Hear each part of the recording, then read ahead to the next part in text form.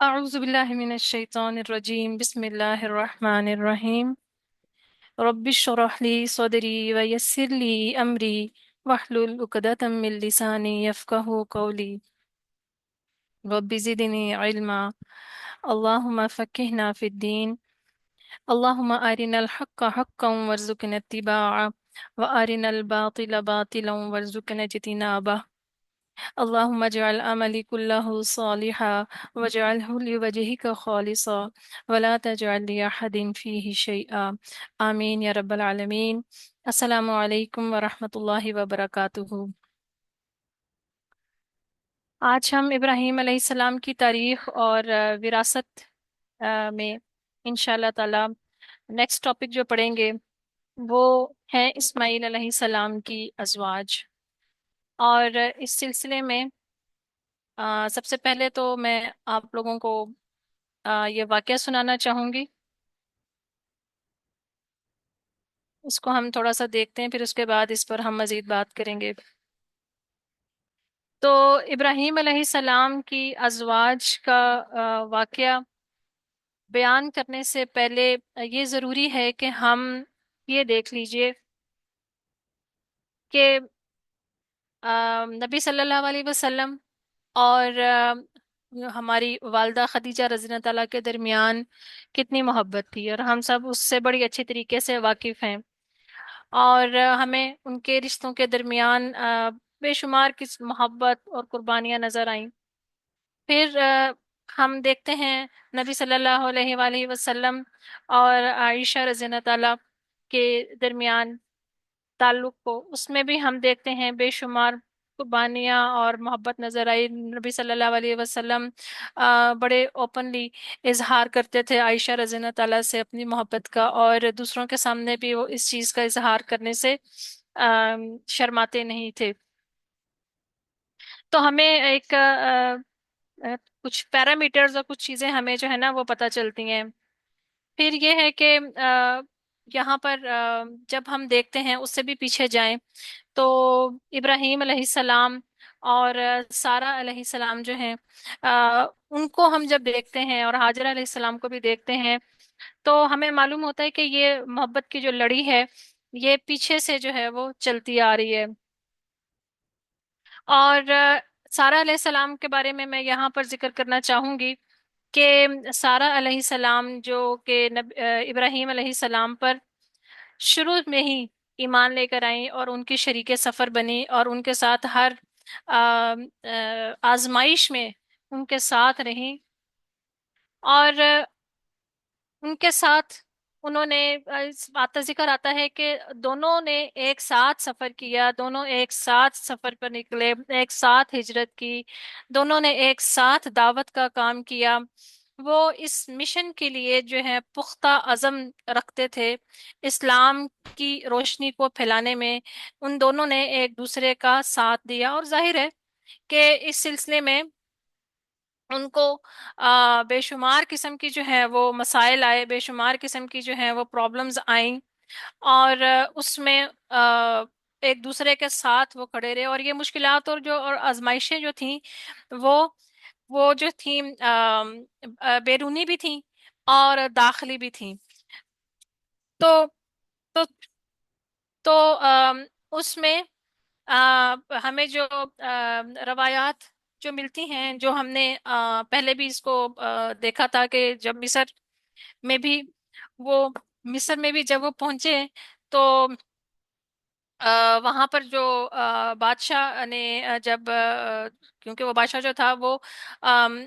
دوسروں کی بیویوں کو اٹھا لیتا تھا اور شوہروں کو قتل کر دیتا تھا، تو وہاں پر بھی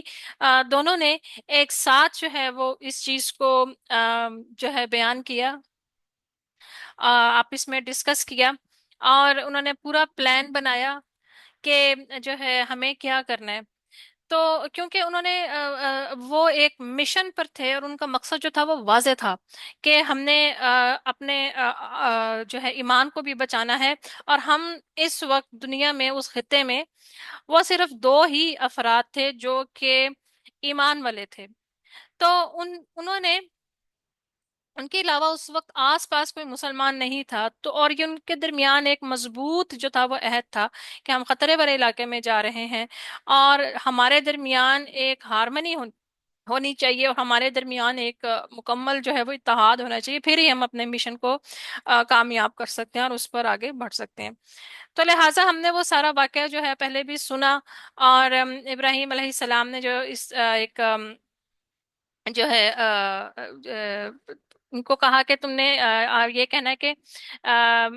तुम मेरी बहन हो, और बहन से मुराद तो दीनी बहन था, और ये झूठ नहीं था, ये तौरिया कहलाता है। और उसमें मकसद जो था वो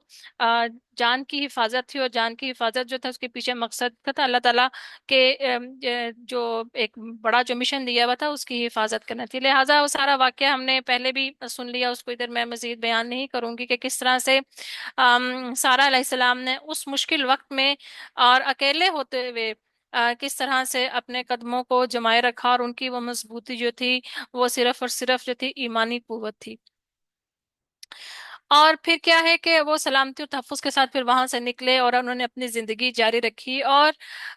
वहां से ना सिर्फ वो अकेले निकले बल्कि उनके साथ हाजरा अलैहि सलाम जो थी वो भी उनके खानदान का हिस्सा बन के शामिल हो गई। फिर ये है कि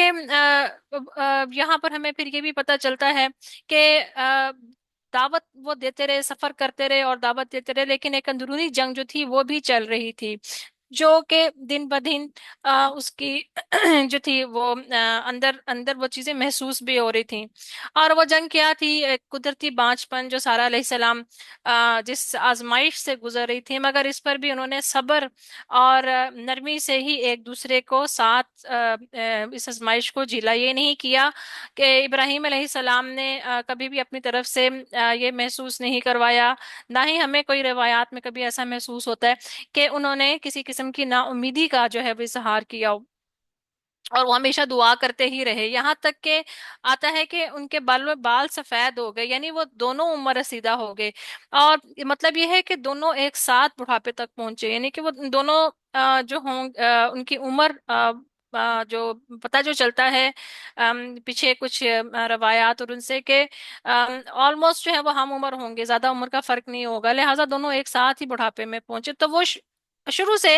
एक ही मकसद के लिए जो था ना उन्होंने साथ दिया सारा अलैहिस्सलाम का। यहाँ पर हमें पता चलता है कि उन्होंने अपनी सारी उम्र जो है इब्राहिम अलैहिस्सलाम के मिशन के साथ मुकम्मल तौर के ऊपर साथ देने में गुजारी। और रवायात के मुताबिक पता चलता है कि उनका ये साथ जो था 5 दिहाइयों से ज्यादा था, यानी 50 साल से ज्यादा का साथ था। तो ये कोई छोटा साथ नहीं था, और उस मिशन में उनके साथ रही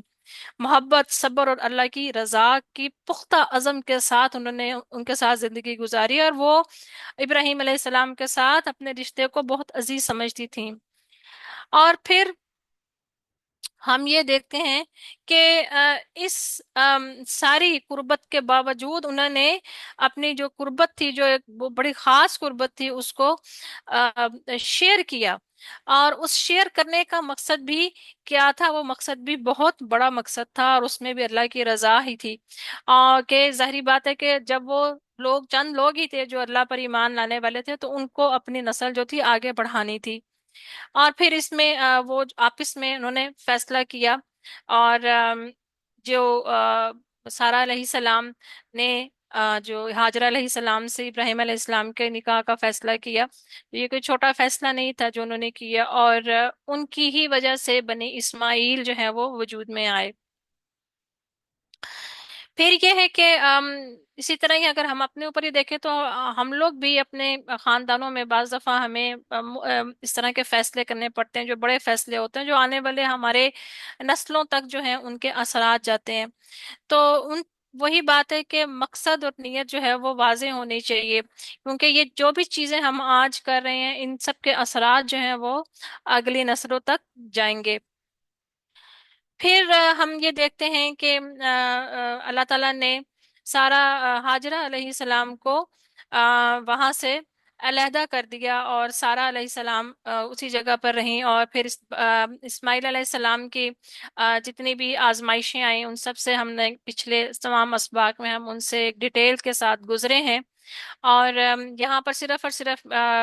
اس کا میں آپ کو ایک حوالہ ہی دے رہی ہوں، میں ان چیزوں کی ڈیٹیل میں نہیں جاؤں گی کیونکہ وہ ہم پڑھ چکے ہوئے ہیں،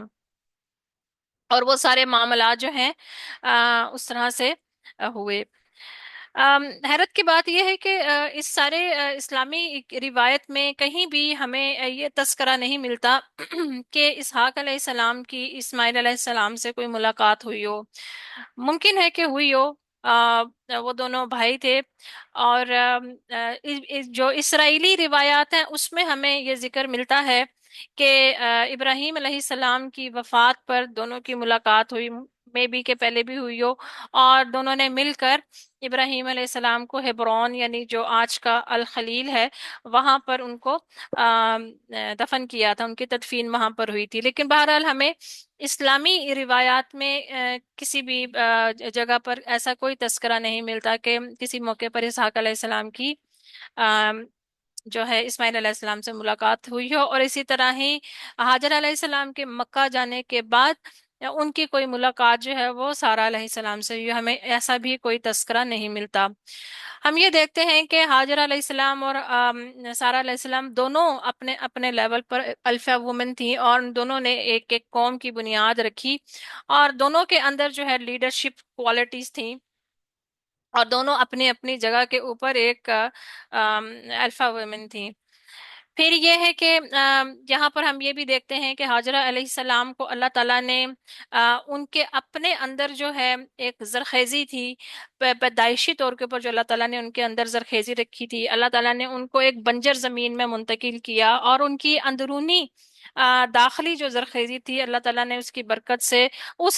زمین کو جو کہ بانجھ تھی اس کو بھی زرخیزی عطا کی۔ اور اسی طرح ہی جو سارہ علیہ السلام جن کے اندر داخلی زرخیزی تھی، ان کو اللہ تعالیٰ نے اس زمین کی برکت سے جہاں پر وہ موجود تھیں، جو زرخیز تھے، اللہ تعالیٰ نے ان کو بھی زرخیزی عطا کی۔ اور یہ اللہ تعالیٰ نے ان کو دنیا میں ہی ان کی جو ہے قربانیوں اور اس کا جو ہے صلہ جو دنیا میں بھی دیا۔ پھر یہ ہے کہ ہمیں دونوں خواتین جو ہیں وہ نظر آئیں کہ حاجرہ علیہ السلام نے اپنے بچے کے ساتھ اکیلے سب کچھ سنبھالا، اور سارہ علیہ السلام جو ایک عرصے تک اپنے اندر یہ ایک تشنگی اور ایک یہ میں جسے خواہش کہتے ہیں، اور وہ آپ کہہ لیں کہ جو ظاہری بات ہے کہ ایک عورت کی یہ درینہ خواہش ہوتی ہے جب اس کی شادی ہوتی ہے کہ وہ اللہ تعالیٰ نے قدرتی طور کے اوپر اس کے اندر یہ ارج رکھی ہوئی ہے کہ وہ اس پریگننسی کے ماں بننے کے خوبصورت لمحات سے گزرے۔ تو اللہ تعالیٰ نے تو انہوں نے بھی یہ جو عرصہ تھا جس میں ایک جوانی اپنی ساری جو ہے اس تنہائی میں گزاری، تو بالآخر اللہ تعالیٰ نے ابراہیم علیہ السلام کی دعاؤں اور سب کی قربانیوں کے عوض میں اسحاق علیہ السلام جو ہیں وہ ان کو عطا کیے۔ اور پھر ہم ان واقعات سے بھی گزرے کہ اسماعیل علیہ السلام نے کس طریقے سے جب قربانی کے لیے ابراہیم علیہ السلام نے ان کو بتایا، اور ابراہیم علیہ السلام کا انداز اور الفاظ کا چناؤ، اس پر بھی ہم نے پچھلی اسباق میں گفتگو کی، اور پھر ہم نے یہ بھی دیکھا کہ اسماعیل علیہ السلام بحیثیت بیٹا اور بحیثیت اولاد ان کا جو رسپونس جو تھا وہ اس درجے کمال تک کیسے پہنچا، یہ چند دنوں کی بات نہیں تھی، اور اس کے پیچھے ہم نے یہ بھی جانا کہ یہ وہ محض ایک جسے کہتے ہیں کوئی خوف پر مبنی اطاعت نہیں تھی، بلکہ وہ نہ ہی وہ کسی قسم کی بلائنڈ جو تھی وہ کسی عقیدت تھی، بلکہ وہ واضح تھے کہ وہ کیا کر رہے ہیں اور کس کے حکم پر کر رہے ہیں۔ اور جیسا کہ ان کی والدہ نے یہ کہا تھا، حاجرہ علیہ السلام نے قربانی دیتے وقت جب ان کو علیحدہ چھوڑا گیا تھا مکہ میں اکیلے کہ اللہ تعالیٰ ہمیں ضائع نہیں کرے گا، تو سیم وہی پیٹرن جو تھا وہ نیچے آیا، اور ان کو یہ معلوم تھا کہ اگر میں اللہ کے لیے قربانی دے رہا ہوں تو اللہ تعالیٰ مجھے ضائع نہیں کرے گا۔ تو یہ ایک جو چیز ہے کہ یہ نسل در نسل یہ جو ہمارے کانسیپٹس ہوتے ہیں، ہمارے جو سوچ ہوتی ہے وہ منتقل ہوتی ہے، یہ یہاں سے بھی ہمیں پتہ چلتا ہے کہ ہم جس طرح سوچتے ہیں اور ہمارے جو پیٹرنز ہوتے ہیں وہ خاندانوں میں خاندان کے اندر نسل در نسل منتقل ہوتے ہیں۔ پھر ہم نے یہاں پر جو فردر آج جو ہم جس چیز کو ڈسکس کریں گے، وہ واقعہ تو وہ بہت چھوٹا سا ہے، مگر یہ ہے کہ اس میں سیکھنے کے لیے بہت ساری چیزیں ہیں۔ یہاں پر جو واقعہ ہم آج انشاءاللہ تعالی جو ڈسکس کریں گے، اس میں آتا ہے کہ ابراہیم علیہ السلام آم،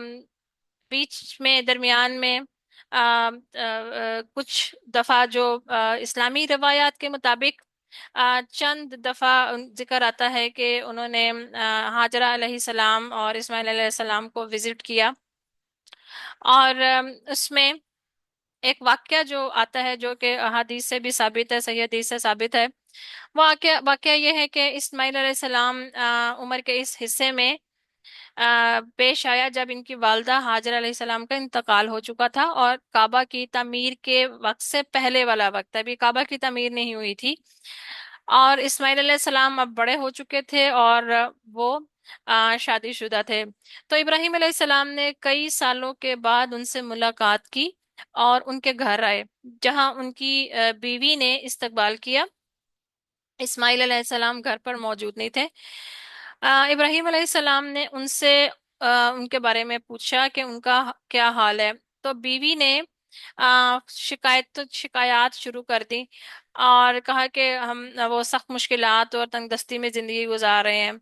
ابراہیم علیہ السلام نے ان کی بیوی کو کہا کہ جب تمہارا شوہر واپس آئے تو اس سے کہنا کہ ایک تو میرا سلام دینا، اور اس کو کہنا کہ اس دروازے کو تبدیل کر دے، اور کہیں دروازے کا لفظ آتا ہے اور کہیں چوکھٹ کا لفظ آتا ہے، کہ اس کو بدل دے۔ جب اسماعیل علیہ السلام واپس آئے اور ان کی بیوی نے ان کو یہ بتایا، تو انہوں نے کہا یہ میرے والد ابراہیم علیہ السلام تھے، اور دروازہ تبدیل کرنے کی بات جو ہے وہ ایک تشبیہ ہے، ایک اشارہ ہے، جس کا مطلب یہ تھا کہ وہ اپنی بیوی کو طلاق دے دیں۔ تو لہٰذا اسماعیل علیہ السلام نے اپنی بیوی کو کہا کہ تم اپنے گھر چلی جاؤ، اور انہوں نے پھر طلاق دے دی۔ اس کے بعد کچھ عرصے کے بعد ابراہیم علیہ السلام دوبارہ تشریف لایا، اور اس بار بھی اسماعیل علیہ السلام اپنے گھر پر موجود نہیں تھے، اور ان کی دوسری بیوی جو تھی انہوں نے دروازہ کھولا، اور ابراہیم علیہ السلام نے ان سے پوچھا، اور انہوں نے کہا کہ ہم خوشحال ہیں، ہم اچھے حالات میں ہیں۔ اور ابراہیم علیہ السلام نے ان سے پھر مزید جو ایک نیکسٹ کوشچن کیا، ان سے ان کے کھانے پینے کے بارے میں پوچھا، تو انہوں نے کہا کہ ہمارے گھر میں گوشت اور اناج جو ہے وہ موجود ہے، تو انہوں نے اس میں برکت کی دعا کی۔ تو ابراہیم علیہ السلام نے ان سے کہا کہ جب تمہارے شوہر آئیں تو ان کو میرا سلام دینا، اور ان کو بتانا کہ اپنے دروازے کو مضبوط رکھے۔ تو مطلب یہ تھا کہ وہ اپنی بیوی کو ساتھ رکھے اور اسے طلاق نہ دیں۔ اور جب اسماعیل علیہ السلام آئے تو ان کی بیوی نے ان کو یہ چیز بتائی۔ اب یہ واقعہ جو ہے یہ اتنا ہی ہے، اور اس واقعے کے اندر بہت ساری چیزیں جو ہیں وہ چھپی ہوئی ہیں، اور یہ واقعہ جو ہے یہ اکیلا نہیں ہے، اس کے پیچھے وہ ساری لیگیسی ہے جو ہم ان پچھلے دنوں میں پڑھتے ہوئے آ رہے ہیں۔ تو یہاں پر تھوڑا سا میں نے آپ کے لیے جو چیزیں تیار کی ہیں کیونکہ اس چیز کے اندر اتنی زیادہ ڈیٹیل ہے کہ جس کو ہم ایک سیٹنگ میں پورا ہی نہیں کر سکتے، لیکن ہم تھوڑا سا اس کو دیکھتے ہیں کہ ہم نے کس اینگل سے یہ چیزیں دیکھنی ہیں، اور انشاءاللہ تعالیٰ اگر اللہ تعالیٰ نے ہمت دی اور زندگی نے ساتھ دیا تو آپ کے ساتھ ان سارے معاملات کو کسی وقت ایک ڈیٹیلڈ کورس کی صورت میں بھی انشاءاللہ تعالیٰ ڈسکس کیا جائے گا۔ ابھی آپ کے سامنے میں چند چیزیں میری کوشش ہے کہ میں ان چیزوں کو سامنے رکھوں تاکہ آپ لوگ خود ان چیزوں کو سوچیں۔ جو میں نے چیزیں مختلف اینگل سے ہیں، جس میں ہم اسلامک پوائنٹ آف ویو سے اور اس کے ساتھ معاشرتی اور ہم اپنے اخلاقی اور نفسیاتی پوائنٹ آف ویو سے بھی اس کو سمجھنے کی کوشش کریں گے۔ تو سب سے پہلے جو امپورٹنٹ چیز ہے کہ جو چیزیں ہم جب اس طرح کی چیزیں پڑھتے ہیں، آم، تو اس میں سب سے امپورٹنٹ پوائنٹ جو ہمارے ذہن میں ہونا چاہیے، سب سے پہلے ہمیشہ یاد رکھیے کہ اللہ تعالیٰ قرآن میں فرماتے ہیں، یا ایھا الذین آمنوا ادخلوا فی السلم کافہ ولا تتبعوا خطوات الشیطان انہ لکم عدو مبین، کہ اے ایمان والو اسلام میں پورے کے پورے داخل ہو جاؤ، شیطان کے قدموں کی پیروی نہ کرو، بے شک وہ تمہارا کھلا دشمن ہے۔ تو ہمیشہ یاد رکھیے کہ دین میں پورے کے پورے داخل ہونا ہے۔ اس کا کیا مطلب ہے دین میں پورے کے پورے داخل ہونے کا؟ اگلی آیت میں ہم دیکھتے ہیں، یہ ایک آیت کا حصہ ہے سورۃ البقرہ کی 85 نمبر آیت کا، کہ یہود کو کہا جا رہا ہے کہ کیا تم کتاب یعنی تورات کے بعض حصوں پر ایمان رکھتے ہو اور بعض کا انکار کرتے ہو؟ پھر جو لوگ ایسا کریں گے ان کی سزا دنیا کی زندگی میں رسوائی کے سوا کو کیا ہے، اور قیامت کے دن ان کو سخت ترین عذاب میں دھکیل دیا جائے گا۔ اللہ تعالیٰ تمہارے اعمال سے غافل نہیں ہے۔ تو یہ آیت بڑے اچھے طریقے سے ہمیں بتا رہی ہے کہ یہ یہود کو کہا جا رہا ہے، تو یہ چیز ہمارے لیے بھی ہے کہ ہم نے پک اینڈ چوز نہیں کرنا۔ پک اینڈ چوز کا معاملہ جو ہے وہ یہود کا تھا کہ وہ ایک چیز لے لیتے تھے اور دوسری کو چھوڑ دیتے تھے۔ تو ہم قرآن کے ساتھ، اپنے دین کے ساتھ یہ معاملہ نہیں ہمیں کرنا۔ اگر ہم کریں گے تو اس کی سزا اللہ تعالیٰ نے دنیا میں بھی بتائی ہے، دنیا میں بھی سزا ہے، اور آخرت میں تو جو ہوگی سو ہوگی۔ تو اس وجہ سے اور دنیا میں اللہ تعالیٰ نے رسوائی کی سزا بتائی ہے۔ تو اس وجہ سے ہمیں ان چیزوں میں ان چیزوں کو امپلیمنٹ کرنے میں، ان چیزوں کو سمجھنے میں بہت زیادہ احتیاط رکھنی چاہیے کہ ہم دین کے اندر پورے کے پورے داخل ہوں اور پورے کے پورے حکم کو لیں۔ پھر کیا ہے کہ پھر اسی طرح ہی ہے کہ ایک اور جگہ اللہ تعالیٰ نے فرمایا أَتَأْمُرُونَ النَّاسَ بِالْبِرِّ وَتَنْسَوْنَ أَنفُسَكُمْ، کیا تم دوسروں کو نیکی کا حکم دیتے ہو اور خود کو بھول جاتے ہو؟ یعنی کہ جو ڈبل سٹینڈرڈز ہیں آپ کی نظروں کے سامنے، اگر آپ کے بچے کچھ غلط کر رہے ہوتے ہیں تو ان کو آپ کچھ نہیں کہتے، اور لیکن اگر آپ کی بہو نے کچھ کیا یا آپ کے داماد نے کچھ کیا تو ان کو آپ جو ہے وہاں پر انصاف کے ترازو جو ہے وہ کھٹکنا شروع ہو جاتے ہیں۔ تو اور پھر یہ کہ اگر آپ کا اپنی اولاد آپ کے سامنے بے حیائی کے کام کر رہی ہے، غلط کر رہے ہیں، تو وہاں پر ان کی پردہ پوشی کر کے آپ خود اپنا ایک چہرہ جو ہے دوسروں کے سامنے ایک دینی چہرہ رکھتے ہیں، جو کہ بہت کامنلی ہمارے معاشرے میں بھی یہ چیزیں نظر آتی ہیں کہ پردے ڈال کے اپنے بیٹوں کے گناہوں پر، یہاں تک کہ وہ حرام کاموں میں بھی ملوث ہوتے ہیں، اور اس کے باوجود جو ہے مائیں نظر آتی ہیں ہاتھوں میں تسبیحیں پکڑے ہوئے، اور دوسروں کو نظر آتی ہیں کہ وہ وظیفے بتا رہی ہیں اور یہ بتا رہی ہیں، جبکہ ان کی نظروں کے سامنے ان کے بچہ جو ہے وہ کیا گناہ کر رہا ہے، وہ وہاں پر ان کو اس برائی سے روکنے اور اس وہاں تک وہاں کوئی کام کرتی ہوئی نظر نہیں آتی۔ تو یہ بھی چیزیں ہماری زندگیوں کا حصہ ہیں۔ پھر اللہ تعالیٰ نے ایک مثال دی ہے ہمیں، پھر یہود کی مثال دی ہے، کہا کہ سورۃ الجمعہ میں آتا ہے کہ جنہیں تورات دی گئی مگر انہوں نے اسے نہ اٹھایا، تو ان کی مثال اس گدھے کی سی ہے جو کتابیں اٹھائے ہو۔ تو جب یہ والے معاملات ہوتے ہیں تو جو انسان ہیں، ریگارڈلیس کہ وہ مسلمان ہیں یا یہود ہیں، جب وہ اپنی کتاب پر عمل نہیں کریں گے تو پھر ان کی زندگی، ان کی جو حالت ہوگی نا وہ گدھے کی سی ہو جائے گی۔ تو گدھا جو ہے نا، ایک تو بوجھ اٹھاتا ہے، دوسرا وہ چیزوں کو سمجھتا نہیں ہے، تیسرا یہ کہ وہ قابل عزت نہیں رہتا، چوتھا یہ کہ جب وہ بولتا ہے تو وہ نہایت ہی ناگوار قسم کی آواز میں بولتا ہے، یعنی کہ وہ عقل سے بھی خالی ہوتی ہے اور وہ محض شور شرابہ ہوتا ہے جس کے اندر جو ہے کوئی فہم کی کوئی بات نہیں ہوتی۔ تو یہ چیزیں جو ہے ہمیں اللہ تعالیٰ کی کتاب جو ہے یہ چیزیں بڑی اچھی طرح سے جو ہے وہ واضح کرتی ہے۔ تو میں یہ چیزیں کیوں آپ کو بتا رہی ہوں کہ آگے ہم کچھ باتیں کریں گے، اور ہم نے پیچھے بھی جو واقعہ پڑھا ہے، تو آپ لوگوں کے کانسیپٹس جو ہیں وہ کلیئر ہونے چاہیے کہ آپ نے ان چیزوں کو کس اینگل سے دیکھنا ہے۔ پھر یہ جو حدیث ہے، جب یہ بلی حدیث ہماری عموماً خواتین کو یہ بہت زیادہ سنائی بتائی جاتی ہے، اور ہم خود بھی اس سے واقف ہوتے ہیں،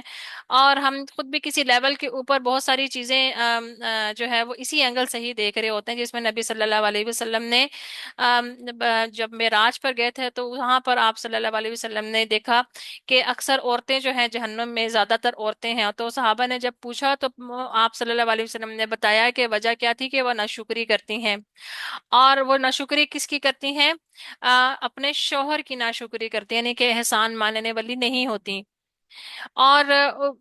وجہ اور کیا ہے کہ اگر تم میں سے کوئی ان کے ساتھ عمر بھر بھی اچھا سلوک کرتا رہے، تو پھر بھی اگر تم نے کسی دن کوئی ان کے ساتھ کوئی کمی بیشی کر دی، تو اس میں وہ کیا کہیں گی کہ میں نے تم میں کبھی کوئی بھلائی نہیں دیکھی۔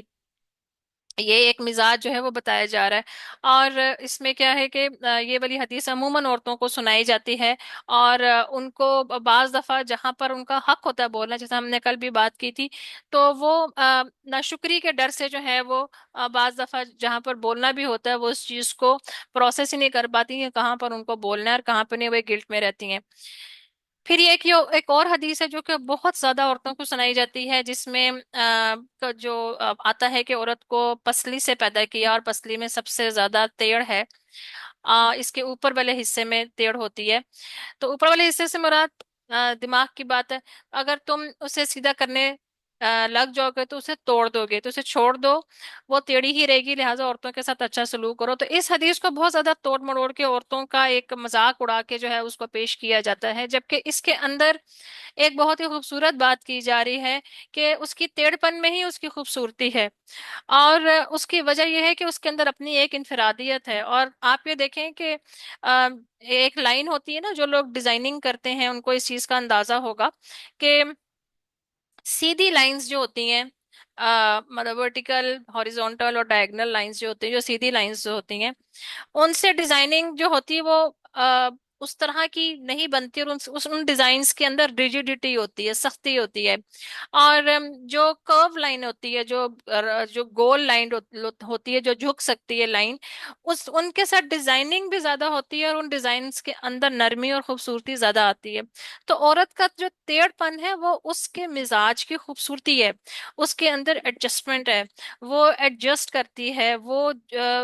اس کے اندر وہ اس خیر کی علامت ہے کہ وہ جھکنے والی ہوتی ہے، اور وہ دینے والی ہوتی ہے۔ تو یہ یہاں پہ اس سے مراد جو ہے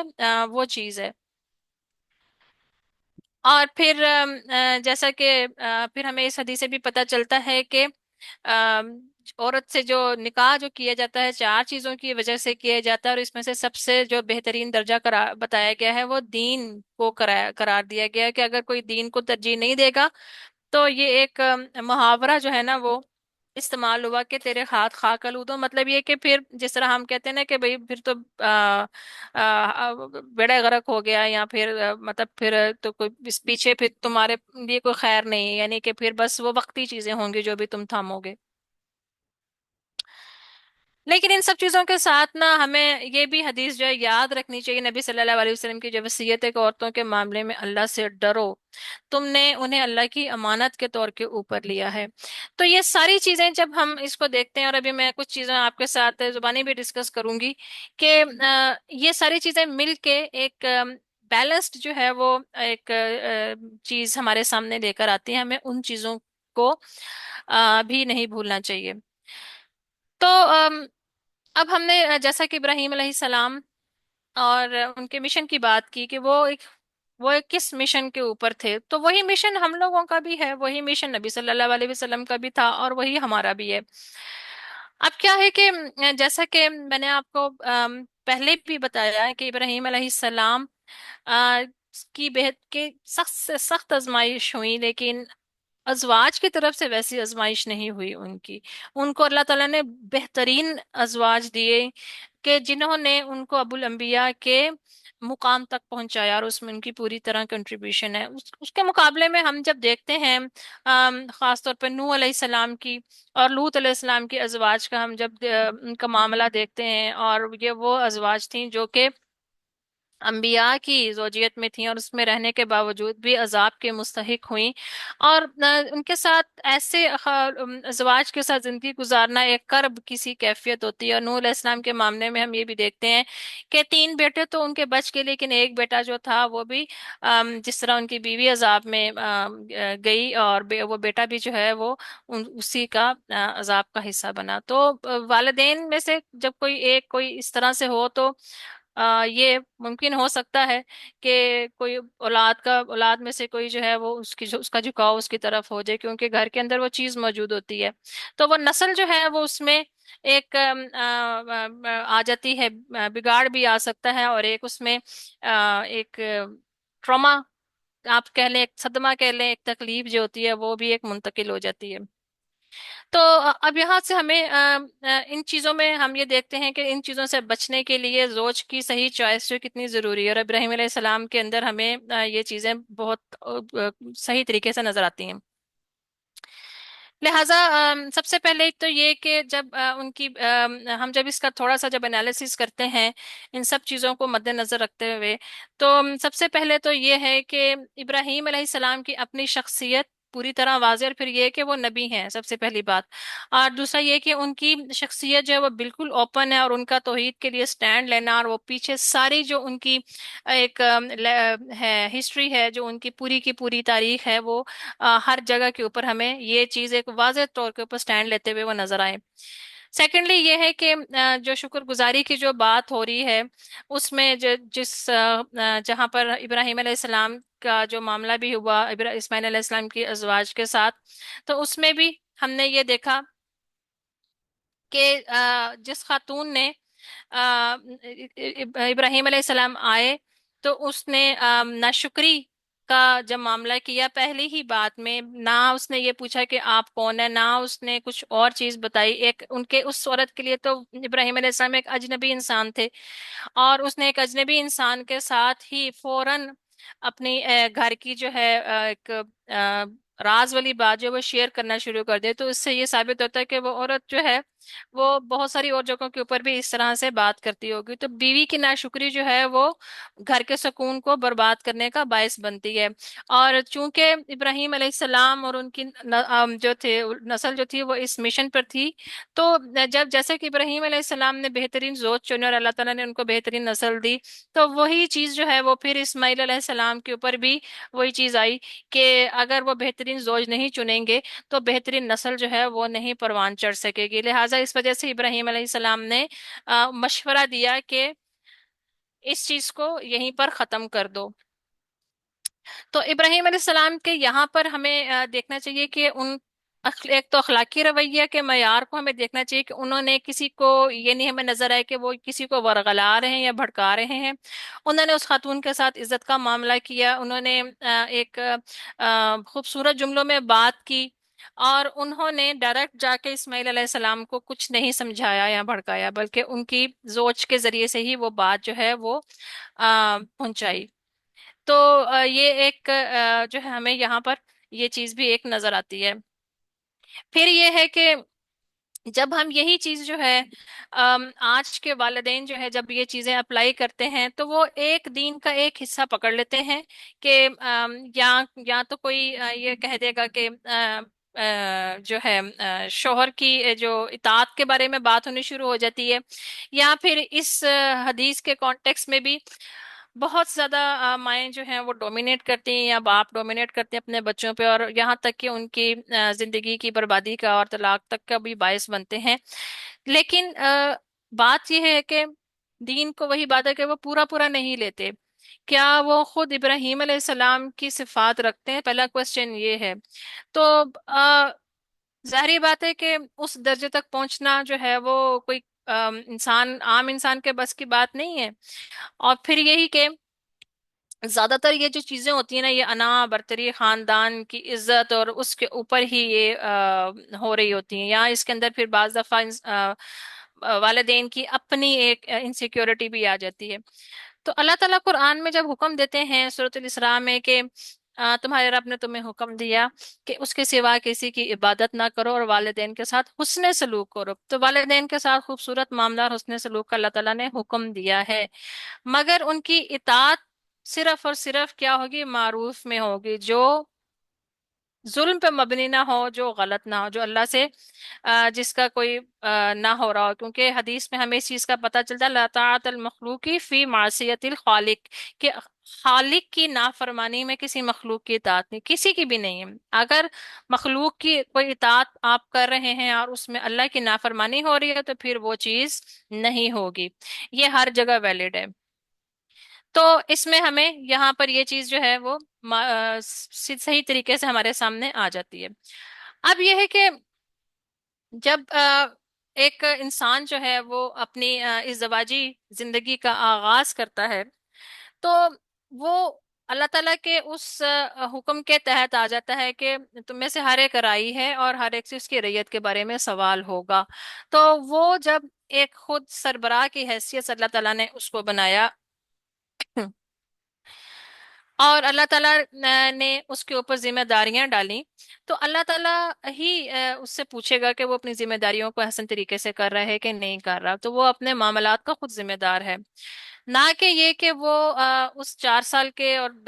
6 سال کے بچے کی طرح ایکٹ کرے کہ جو ماں باپ حکم دیں گے وہ ماں باپ کے حکم کے اشارے پر چلے، کہ میری ماں نے کہا ہے یا میرے باپ نے کہا تو میرے پہ لازم ہے، یہ نہیں ہوگا۔ اس کو اس چیز کو خود پروسیس کرنا ہوگا کہ کیا چیز ٹھیک ہے اور کیا چیز غلط ہے، اور اگر وہ یہ جانچ رہا ہے کہ کہیں پر اس کے پیرنٹس جو ہیں وہ غلط کر رہے ہیں، تو وہاں پر اس کو خود پھر ان کو ان چیزوں کو ہینڈل کرنا ہوگا کہ وہ ان کا شر جو ہے وہ ان کے اس کے گھر کو جو ہے نقصان نہ پہنچائے۔ پھر ہم یہ دیکھتے ہیں کہ اللہ تعالیٰ نے قرآن میں جگہ جگہ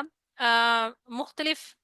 چیزیں جو ہیں بتائی ہیں، جس طرح سے کہ سورہ نور میں ہم دیکھتے ہیں اللہ تعالیٰ کا ارشاد ہے کہ اے ایمان والو، تم دوسروں کے گھروں میں داخل نہ ہو جب تک اجازت نہ لے لو، اور اہل خانہ کو سلام نہ کر لو۔ تو دوسروں کے گھروں سے مراد کیا ہے کہ جب ایک انسان اپنی زندگی شروع کرتا ہے، تو اس کا اور اس کی بیوی کا ایک اپنا ایک سیٹ اپ ہوتا ہے، ایک اس کا اپنی ایک ڈومین ہوتی ہے جو دوسروں سے الگ ہوتی ہے۔ تو ان کی زندگی میں داخل ہونا، چاہے آپ فزیکلی داخل ہو رہے ہیں یا آپ اگر سمجھ رہے ہیں کہ کوئی معاملات میں اگر آپ نے کوئی بات کرنی ہے تو آپ کو اجازت لینی ہوگی، آپ صرف اور صرف بغیر اجازت کے ان کو بات نہیں کر سکتے، ان کے معاملات میں نہیں بول سکتے۔ اور پھر کیا کہا ہے یہاں پر، اگر ہم ویسے فزیکلی لیں،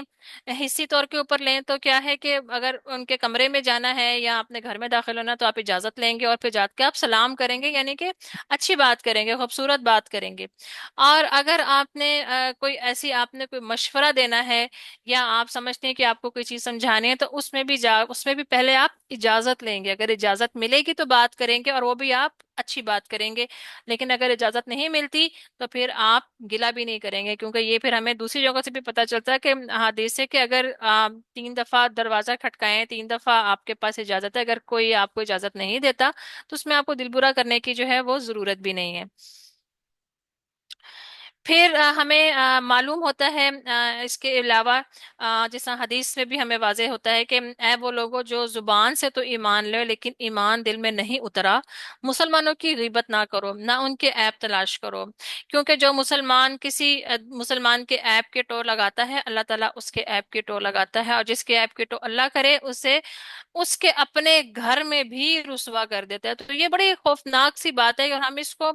عمومی طور کے اوپر دوسرے باہر کے معاملات میں لیتے ہیں، لیکن یہ چیزیں ہمارے گھروں کے اندر، یہ معاملات اصل میں گھروں کے اندر کے ہی ہیں، کیونکہ عیب جوئی غیبت جو ہے وہ کسی باہر والے کی تو انسان نہیں کرتا۔ عمومی طور کے اوپر جو آپ کے اپنے کلوز ہوتے ہیں یا آپ کے ساتھ رہ رہے ہوتے ہیں، انہی کے ساتھ ہمارے یہ بھلے معاملات جو ہوتے ہیں نا وہ چل رہے ہوتے ہیں۔ تو وہ لوگ، اور اللہ تعالیٰ نے اس سے پہلے جو کہہ دیا کہ اے لوگ وہ لوگوں جو زبان سے تو ایمان لائے ہو لیکن ایمان دل میں نہیں اترا، تو اس کا مطلب یہ کہ اگر آپ ہم میں سے کوئی یہ والا کام کر رہا ہے تو پھر وہ صرف زبان کا ہی مسلمان ہے، ایمان اس کے دل میں نہیں اترا، وہ دوسروں کے ایپ ٹول رہا ہے، وہ دوسروں کی غیبت کر رہا ہے، تو اس کا مطلب یہ ہے کہ پھر ایمان اس کے اندر ہے ہی نہیں۔ اور اس کی سزا کیا بتائیے کہ وہ تو دوسروں کے لیے ایپ ٹٹول کے آ، آ، ان کو رسوا کرنے کی کوشش کر رہا ہے، لیکن اصل میں کیا ہے کہ جب اللہ اس کی ایپ کے ٹو کرنے میں لگ گیا تو پھر وہ باہر نہیں، اس کو اپنے ہی گھر میں رسوا کرے گا۔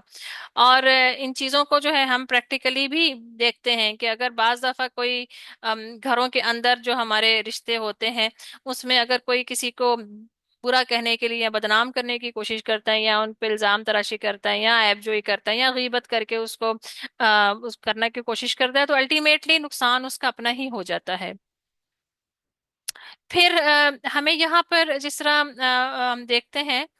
کہ کیونککہ ازدواجی معاملات جو ہیں اس کے اندر تو اتنی زیادہ چیزیں ہیں کہ ہم اس کو بہت کم ٹائم میں نہیں کر سکتے. اللہ تعالیٰ نے پھر بتایا کہ ولا تجسسوا، سورہ حجرات میں آتا ہے. اور تجسس کیا ہے؟ کیوریوسٹی. اور یہاں پر اللہ تعالیٰ جو لفظ استعمال کیا اس کا مطلب ہے زیادہ کیوریوسٹی نہ کرو، کیونکہ کیوریوسٹی ایک چھوٹا حصہ ہے جو کیوریوسٹی کا، وہ انسان کے اندر جو ہے وہ ہیلدی ہوتا ہے، جس سے انسان ترقی کرتا ہے. لیکن جب بہت زیادہ جب تجسس کے اندر ہو جائے اور ہر چیز کا آپ چاہیں کہ آپ کو معلوم ہو، تو پھر وہ گناہ کے درجے کے اندر چلی جاتی ہے، کہ کوئی کیا کہہ رہا ہے، کیوں کہہ رہا ہے، نظر رکھنی، کہاں جا رہا ہے، کہاں آ رہا ہے، کیا کھا رہا ہے، کس طرح کام کر رہا ہے. تو یہ چیزیں جو ہیں یہ بگاڑ کا باعث بنتی ہیں. پھر یہ ہے کہ ہمیں سنن نبی داؤد کی بھی ایک حدیث حسن درجے کی حدیث ہے، اس میں ہمیں یہ بھی پتہ چلتا ہے کہ آپ صلی اللہ علیہ وسلم نے فرمایا وہ ہم میں سے نہیں جس نے کسی عورت کو اس کے شوہر کے خلاف بھڑکایا یا غلام کو اس کے آقا کے خلاف تو اس ورگلایا. تو یہ یہاں سے سیدھا سیدھا ہمیں یہ پتہ چل جاتا ہے کہ اگر کوئی ایسا کام کرتا ہے تو یہ کس قدر گناہ کے درجے کا باعث ہے. اور اللہ تعالیٰ قرآن میں سورہ نساء میں واضح حکم دیتے ہیں وعاشروہن بالمعروف، کہ عورتوں کے ساتھ نرمی اور حسن سلوک سے زندگی گزارو. پھر ہمیں یہاں پر جو ہے پتہ چلتا ہے کہ ایک واقعہ عمر رضی اللہ تعالیٰ سے بھی آتا ہے کہ انہوں نے اپنے بیٹے کو کہا تھا عبداللہ بن عمر کو کہ اپنی بیوی کو طلاق دے دے. تو عبداللہ رضی اللہ تعالیٰ نے انکار کیا، تو سیدنا عمر رضی اللہ تعالیٰ جو تھے وہ نبی صلی اللہ علیہ وسلم کے پاس پہنچ کے اور نبی صلی اللہ علیہ وسلم نے کہا کہ اپنے والد کی بات مانو. تو اس حدیث سے بھی لوگ بہت سی دلیل اٹھاتے ہیں اور پھر اس کو بہت زیادہ امپوز کرتے ہیں کہ والدین کی بات ماننی چاہیے. تو سب سے پہلی بات تو یہ کہ کیا آپ عمر رضی اللہ تعالیٰ جیسے باپ ہیں؟ سب سے پہلے تو کوشچن ہی یہ ہے نا کہ کیا آپ کے اندر وہ ویسے ہیں. اور عمر رضی اللہ عنہ جیسے کیسے ہو سکتے ہیں؟ کیونکہ نبی صلی اللہ علیہ وسلم نے عمر رضی اللہ عنہ کے بارے میں کیا کہا تھا کہ یہ میری امت کا عبقری انسان ہے. عبقری کا مطلب ہے یونیک، منفرد انسان ہے. تو جب آپ وہ اس لیول پر ہی نہیں ہے تو پھر آپ وہ دوسری حدیثیں لیں جہاں پر اللہ تعالیٰ نے دوسرے معاملات کو اچھے طریقے سے کرنے اور آپ کو پر ذمہ داریاں ڈالنی ہوئی اور وہ کرنے کو کہا، بجائے اس کے کہ آپ ان چیزوں کو ایک وہ کر کے تو بگاڑ پیدا کرنے کے لیے جدائیاں ڈالنے کی کوشش کرتے ہیں. پھر یہاں پر ہمیں یہ بھی پتہ چلتا ہے، ایک اور حدیث ہے جس میں ابو ہریرہ رضی اللہ تعالیٰ سے روایت ہے کہ پانچوں نمازیں ایک جمعے سے دوسرے جمعے تک اور ایک رمضان سے دوسرے رمضان تک گناہوں کا کفارہ بن جاتی ہیں جب تک کبیرہ گناہوں سے بچا جائے. اور پھر ہمیں نیچے بتایا گیا کہ مرد کی آزمائش اس کے گھر والوں، مال، اولاد اور ہمسائے میں ہوتی ہے، اور ان آزمائشوں کا کفارہ نماز، روزہ، صدقہ، امر بالمعروف اور نہی عن المنکر کے ذریعے ہو جاتا ہے. اور عورت کی آزمائش اس کے شوہر اور اولاد میں ہے. تو اس یہ چیز بھی واضح کر دی گی کہ یہ آزمائش تو ہے، اور ہمیں کیا ہے کہ اس آزمائش کو ہمیں جو ہے جب تک ہم اپنے آپ کو دین کی جو ہے اصول ہیں اور دین کو ہم پوری طرح نہیں سمجھتے تو ہم بہت ساری چیزوں میں معاشرتی اعتبار سے جب دیکھتے ہیں یا کلچر کے اعتبار سے دیکھتے ہیں تو ہم پھر بہت ساری چیزوں میں الجھ کے رہ جاتے ہیں اور ہمیں سمجھ نہیں آتی کہ ہم نے ان چیزوں کو کس طرح سے ہینڈل کرنا ہے. پھر نبی صلی اللہ علیہ وسلم نے فرمایا، صحیح مسلم کی حدیث ہے کہ دنیا کی بہترین متاع یعنی دولت متاع ہے کہ برتنے والی چیز وہ نیک بیوی کو کہا گیا. یعنی کہ ویسے تو دنیا کے بارے میں یہ ہے کہ وہ غرور ہے، یعنی دھوکا ہے. عربی میں جو غرور کا مطلب دھوکا ہے، دھوکے کا سامان ہے. مگر جو دنیا کا بہترین سامان جو ہے وہ کہا گیا وہ نیک بیوی کو کہا گیا، کیونکہ وہ آپ کے ساتھ چلتی ہے اور آپ کا دین مکمل کرتی ہے. پھر اللہ تعالیٰ نے قرآن میں جو نیک بیویوں کی صفات جو بتائی ہیں وہ کیا کہا ہے کہ فَالصَّالِحَاتُ قَانِتَاتٌ حَافِظَاتٌ لِلْغَیْبِ، یعنی کہ وہ جو نیک بیویاں ہوتی ہیں وہ ایک تو شوہروں کی ایک تو فرما بردار ہوتی ہیں، دوسرا یہ کہ ان کی غیر موجودگی میں حفاظت کرنے والی ہوتی ہیں. پھر ہمیں ایک چیز جو ہے، ایک حدیث جو ہے وہ بہت زیادہ جو بیان کی جاتی ہے کہ اگر کسی کو سجدہ کرنے کا انسان کو کسی کو حکم دیا جاتا تو وہ شوہر کو سوری بیوی کو دیا جاتا ہے کہ وہ شوہر کو سجدہ کرے.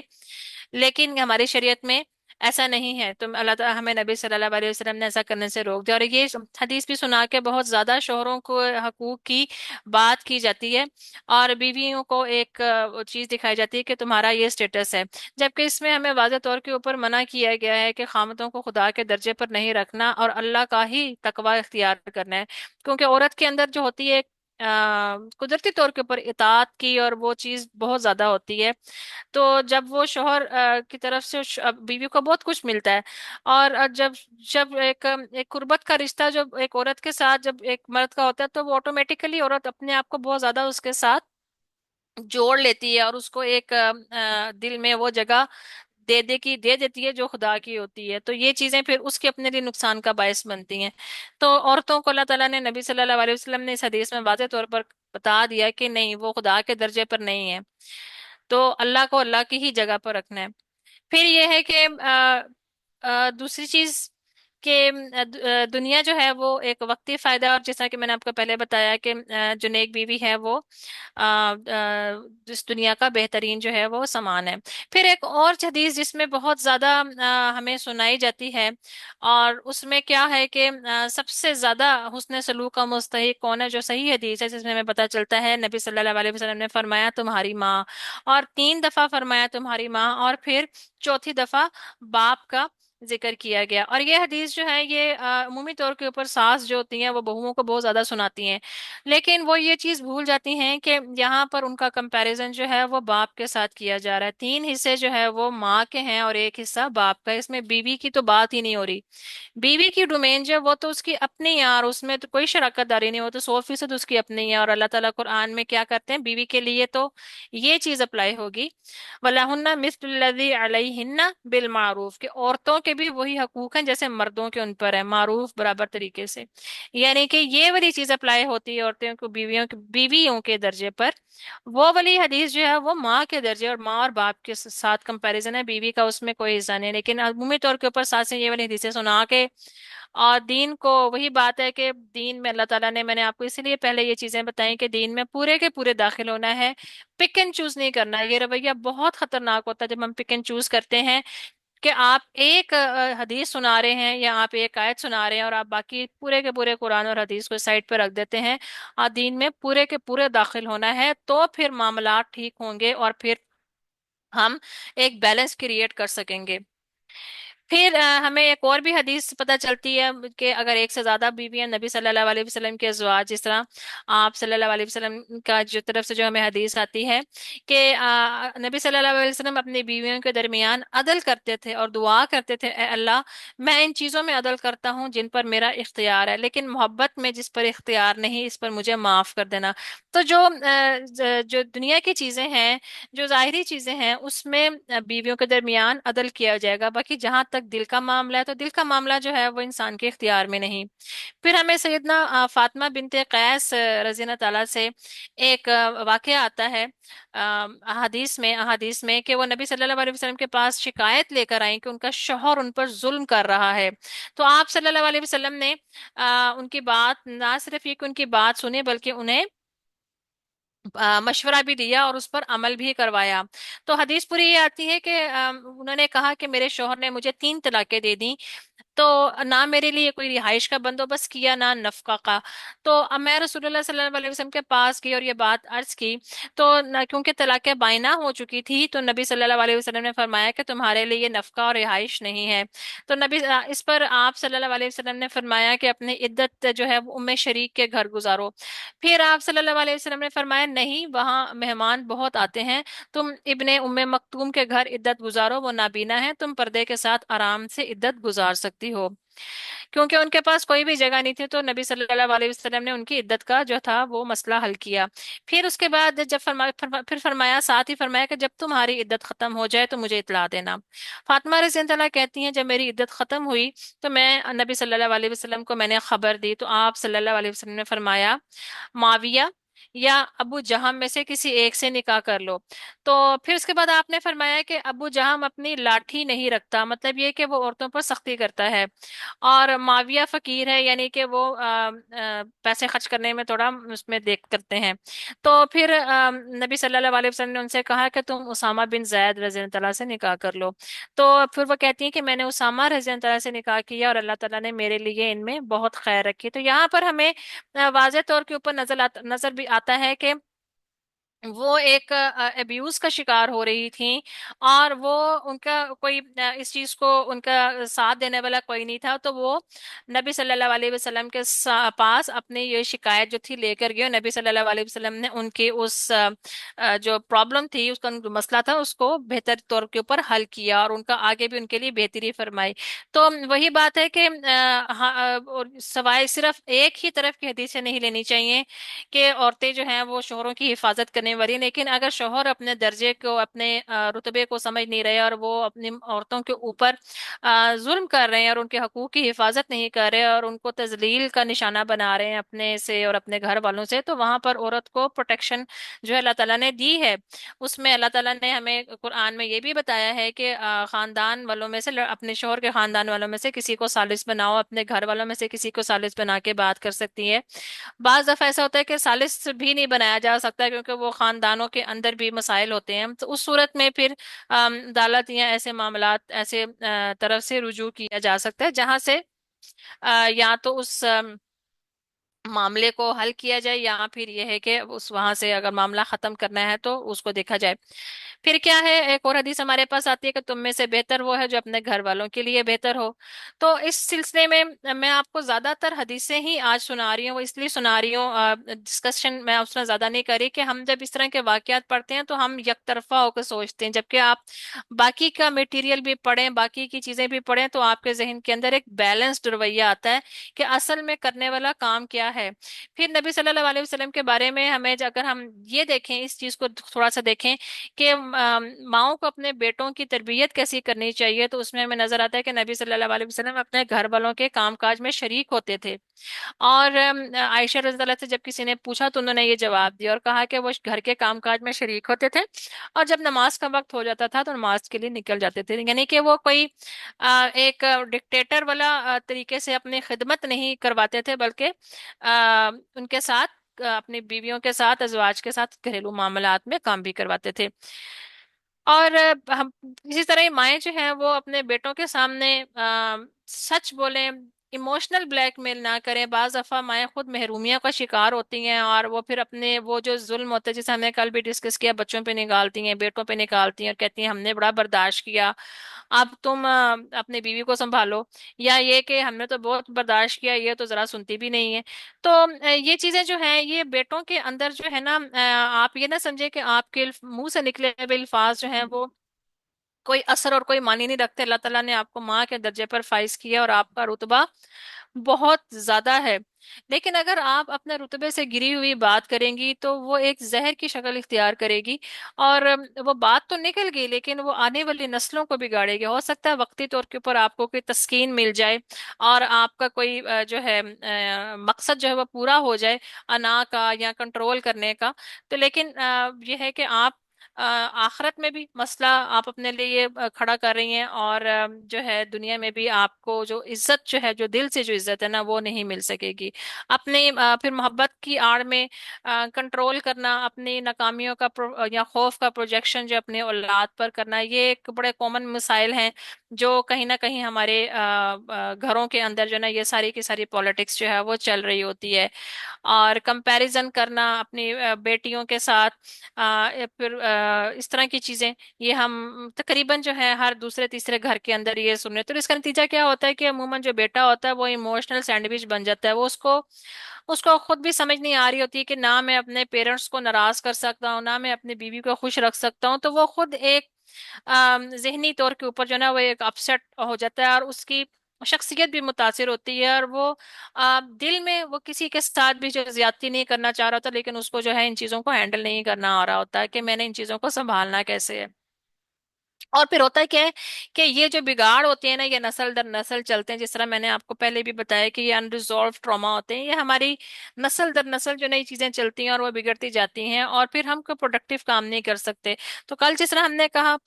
पढ़ा था कि प्रोडक्टिव बनना है तो हमें इन चीजों से ऊपर उठ के सोचना है। लेकिन इन चीजों से ऊपर उठ के सोचने का मतलब ये नहीं है कि हमारे अगर इर्द गिर्द ऐसे मसाइल हैं तो हम उनको एड्रेस ही ना करें। जब ऐसे मसाइल हैं, ऐसी चीजें हैं, तो हमने उनको प्रॉपरली रिजॉल्व करना है, हमने उनको अनरिजॉल्व नहीं छोड़ना है, क्योंकि हम अनरिजॉल्व छोड़ेंगे तो ये चीजें हमारी अगली नस्लों के अंदर मुंतकिल होंगी और उनको पता भी नहीं चलेगा कि वो कौन सा बोझ जो है वो उठाए हुए फिर रहे हैं। और यहाँ पर हमें फिर वही चीज जो है याद करने की जरूरत है कि इस्माइल अलैहिस्सलाम ने अगर अपने वालिद की बात माने, तो हम पीछे ये देख चुके हैं कि उनकी तरबियत जो थी वो शुरू से ही अल्लाह की मार्फत के साथ और अल्लाह की प्रॉपर पहचान के साथ हुई थी। फिर हमने ये भी देखा कि वो एक बालिग इंसान थे, और वो शुरू से ही एक ये नहीं था कि वो किसी ऐसी जॉइंट फैमिली के अंदर ऐसी खिचड़ी में रह रहे हैं जिसमें हुकूक हक तलफी हो रहे, बल्कि वो एक आजादाना माहौल में रहे, एक सेपरेट रहे, और वो खुद मुख्तार इंसान थे। और इब्राहिम अलैहिस्सलाम ने जब कुर्बानी की भी जब बात की, तो उन्होंने बकायदा उनसे, बावजूद इसके कि अल्लाह का हुक्म था, उन्होंने उनकी राय पूछी। तो यहाँ से हमें पेरेंट्स का भी मिजाज पता चलता है कि उन्होंने उनको अपने औलाद को किस सतह पर रखा, और फिर बेटे ने अगर सबमिट किया तो उसको भी पता था प्रॉपरली कि वो किसका हुक्म मान रहा है। तो यहाँ पर भी अगर उन्होंने इब्राहिम अलैहिस्सलाम की वालिद की बात मानी, तो उनको पता था कि ये बात जो है वो उन्होंने सिर्फ किसी प्रेशर में आके नहीं मानी, बल्कि वो खुद भी उस चीज को भुगत रहे होंगे ना। यानी कि अगर उनकी बीवी इस तरह से कह रही है, तो वो औरत, पॉसिबिलिटी ऐसी है ना कि वो खुद भी रहना नहीं चाहती हो, क्योंकि वो खुद जब बार बार गिले शिकवे कर रही है, तो वो खुद भी अनकंफर्टेबल है। तो इस वजह से उस रिश्ते को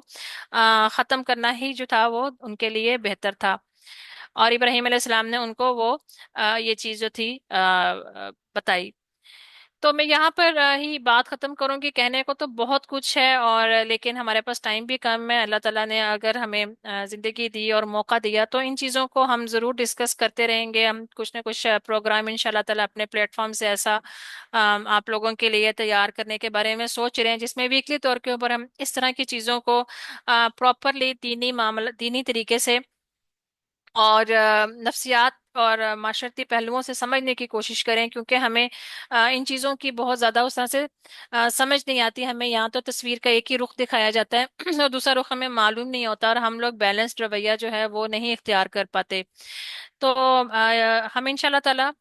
इसको किसी ना किसी दर्जे के ऊपर कोशिश करेंगे कि हम ऐसी चीज़ों को मज़ीद जो है वो अपने प्रोग्राम्स का हिस्सा बनाएं।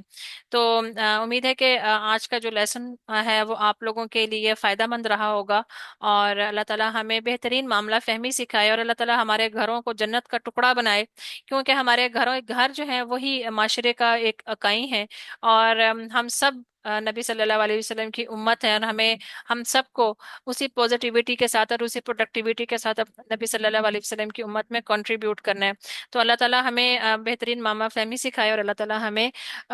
जो है दीन से मजीद जुड़ने, सीखने और सिखाने वाला बनाए।